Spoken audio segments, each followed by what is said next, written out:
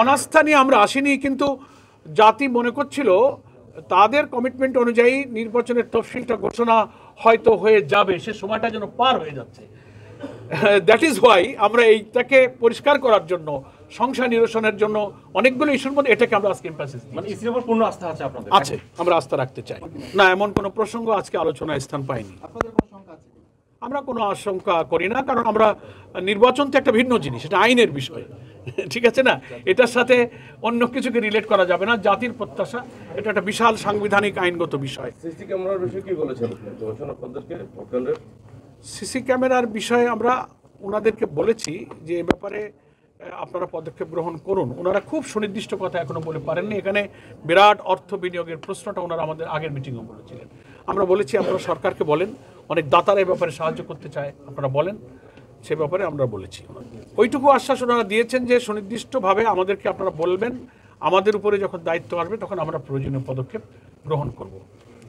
EC কি এই বিষয়টা অবগত করছেন কিনা যে লেভেল প্লেইং ফিল্ড এখনো নিশ্চিত হয় নাই? হ্যাঁ, করেছি। ইসি কি তাদের বক্তব্য কি দিচ্ছে? ওনারা কোনো বক্তব্য দেননি, তবে আমরা যে সুনির্দিষ্ট কিছু জায়গা, কিছু ব্যক্তি, কিছু ঘটনা আমরা উল্লেখ করেছি, সেটা ওনাদের নোটিশে আমরা দিয়েছি। এ ব্যাপারে ওনারা কোনো মন্তব্য করেননি, শুনেছেন। Thank you. একটা শেষ প্রশ্ন, নির্বাচন কেমন হবে বলে মনে হচ্ছে আপনার?